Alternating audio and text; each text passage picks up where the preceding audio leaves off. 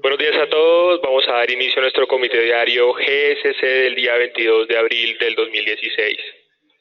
Iniciando con noticias macroeconómicas, en Colombia las importaciones caen un 24,5% para febrero del 2016, ubicándose entonces en 3,5 billones, donde aquí las importaciones de maquinaria y equipos han bajado un 32% y por tanto entonces observamos lo que es una moderación en el déficit de balanza comercial, el cual cerró para acumulado del 2016 en 2,5 billones de dólares en los dos primeros meses del año. Por otro lado, en el ambiente corporativo, el día de ayer observábamos que el expresidente de Ecopetrol, Javier Genaro, se estaba defendiendo para su gestión durante el 2000, que empezó en el 2017, teniendo en cuenta acá que después de conocer esos sobrecostos que se estaban dando en la obra de Reficar desde el 2011, la compañía contrató abogados y hizo varias gestiones para, digamos, que finalizar ese contrato y de pronto presentarle lo que es la gestión y lo que era la construcción ese entonces de Reficar a otra compañía. Sin embargo, ninguna compañía consultada para que liderara esta renovación de la refinería se quiso postular para esta tarea. Cambiando entonces aquí en Europa tenemos que el presidente del Banco Central Europeo afirmó que las tasas de interés se iban a mantener bajas por un periodo prolongado de tiempo e incluso podían descender frente al nivel actual. Observábamos que varios agentes del mercado estaban especulando que la entidad ya iba a anunciar qué bonos corporativos estaba comprando. Sin embargo, la entidad solamente se limitó a decir que la compra de bonos corporativos iniciaría para junio del 2016. Por otro lado, tenemos que la confianza del consumidor para la zona euro repuntó para abril, superando las expectativas de los analistas. Mientras tanto, lo que fue el cálculo preliminar del PMI compuesto, que es un indicador que se asocia al crecimiento empresarial, descendió a mínimos del último año, ubicándose en 53, aunque todavía digamos que nos muestra un crecimiento entonces para lo que es el sector empresarial. La desaceleración es más de lo que estaba esperando el mercado. Por otro lado, vemos aquí que la Comisión Europea inicia con un concepto positivo, la evaluación de ministros de finanzas de la zona euro, iniciando entonces aquí evaluando lo que es el déficit primario, que estaba proyectado en un 0,25% para el 2015, y lo que verdaderamente se presentó para este año fue un superávit del 0,7%. Esta semana entonces el Parlamento griego aprobará la reforma pensional, con lo cual se habilitará el tercer desembolso del plan de rescate, y también está pendiente lo que es esta discusión sobre una condenación de esa deuda griega que tanto ha solicitado el FMI y que sin la cual no participará. Difícilmente se evitaría una nueva convocatoria a elecciones en España para junio del 2016, luego de los continuos fracasos sucesivos para conformar un gobierno en este país después de los resultados de diciembre del 2015. En Japón tenemos que reportes de prensa denuncian que el Banco Central podría inclusive mandar sus tasas a la zona negativa, en donde entonces se otorgarían a una entidad financiera una tasa negativa en caso de que el Banco Central reduzca aún más los costos de esta operación, que es cero en estos momentos. En nuestro calendario económico, pocos datos para el día de hoy, manufacturas PMI en Estados Unidos y en Europa. Bien, buen día para todos. El mercado mundial amanece con variaciones levemente negativas, sobre todo en Europa, cerca de 0,50% después de haberse conocido datos preliminares de PMI y algunas utilidades de compañías en Estados Unidos también estaban generando esta mañana algo de retrocesos, pero ustedes están viendo ya hasta ahora los futuros en Estados Unidos empiezan a tornarse negativos. Realmente el mercado esta mañana está con variaciones muy pequeñas, variaciones mixtas, ya que hay muy pocos datos para publicar en la jornada de hoy. Pensaría que el dato más importante después del PMI que ya mencionó anteriormente Ricardo, de las 7:45 hora de Colombia, va a ser el dato de plataformas activas en Estados Unidos de Baker Hughes, que va a ser publicado hacia mediodía hora colombiana. Esa misma línea de ideas, pues recordemos que sobre nuestro índice Colcap simplemente estamos todos los días tratando de monitorear esa zona de trailing stop y ir observando en qué momento vamos a pasar todas estas recomendaciones a neutral. De hecho, ustedes observaron, durante esta semana hemos reiniciado incluso algunas compras puntuales en algunas especies. Simplemente aprovechando la dinámica del mercado, pero siempre hay que tener presente que llevamos un periodo demasiado extendido de valorizaciones, que las bolsas, principalmente Brasil, Perú y Colombia, están sumando más del 20% en lo corrido del año, una valorización que en el mediano plazo necesariamente va a mostrar algún tipo de corrección. La acción que más se valorizó en la mañana de ayer fue Empresa de Energía de Bogotá, un 1.62%, y lo más interesante aquí, fíjense ustedes cómo está empezando a mostrar lo que podría denominarse como una figura de triángulo alcista. Aquí simplemente recordarles pues el bajo volumen sobre esta especie, pero sí es cierto que si llegara a consolidarse una ruptura después de esta zona de 1900, pues la acción podría presentar una mejor dinámica hacia adelante.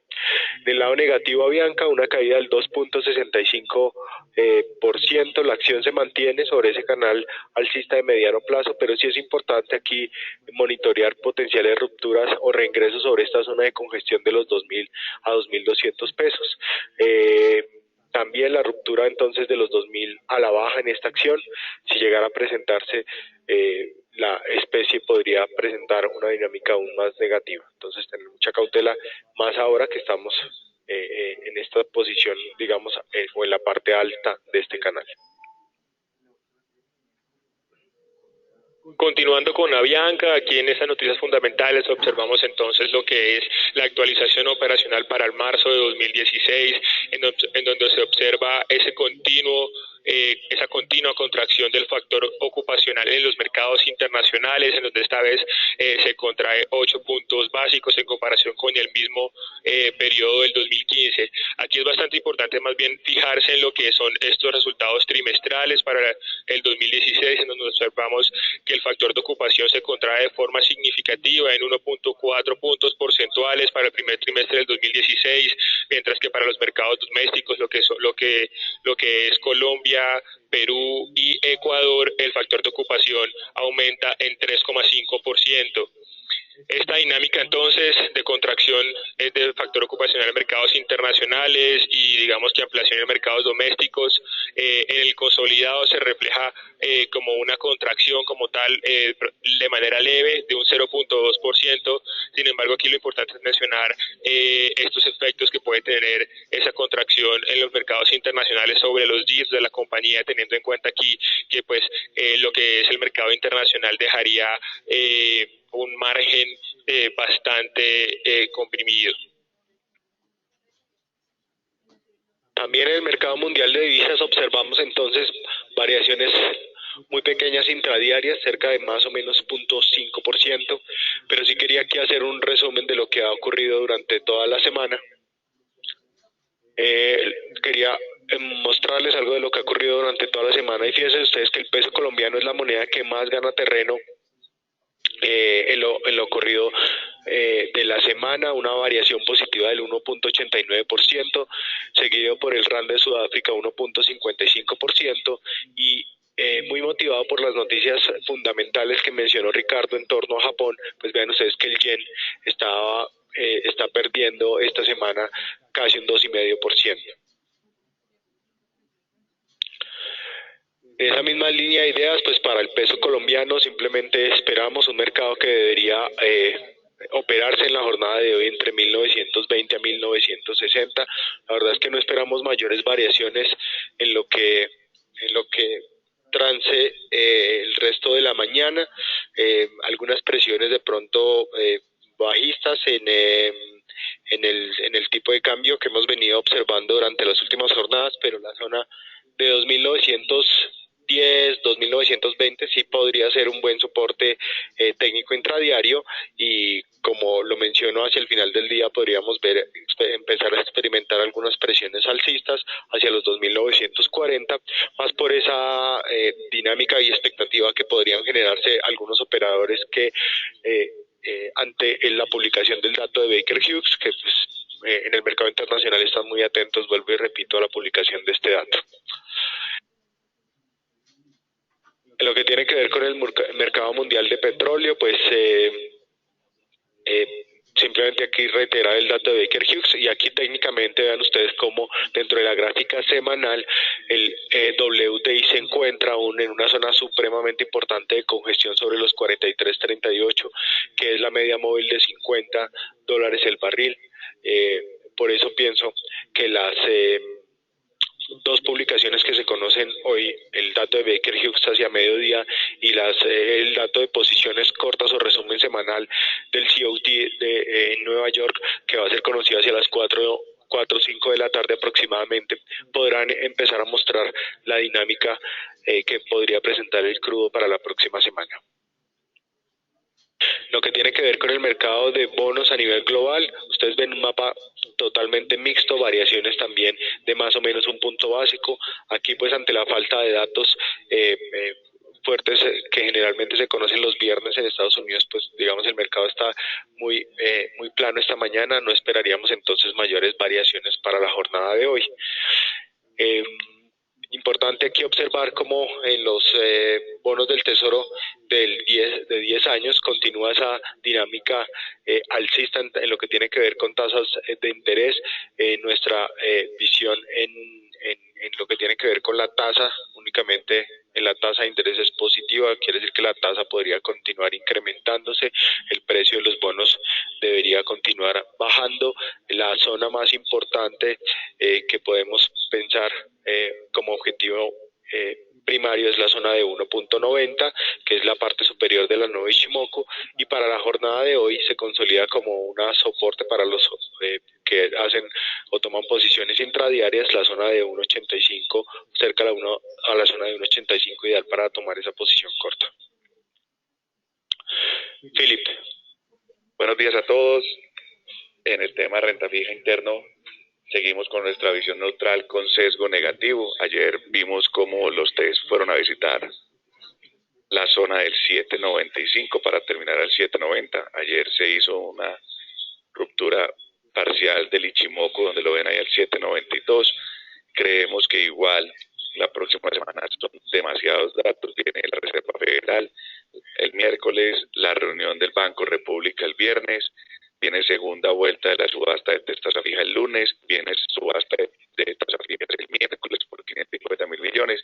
Entonces, por eso seguimos manteniendo estos sesgos negativos, con posibilidad de ruptura de ese 7.92 definitivamente y 7.99 para ir a buscar el 8.06, que es el siguiente Ichimoku. Entonces, por eso mantengo nuestro sesgo negativo. Recordar que mientras no rompa la zona de 7.80 que ha probado en el último mes, seguimos manteniendo nuestra visión alcista con objetivos 8.17, 8.37 en el largo plazo. De resto, desearles a todos un excelente día.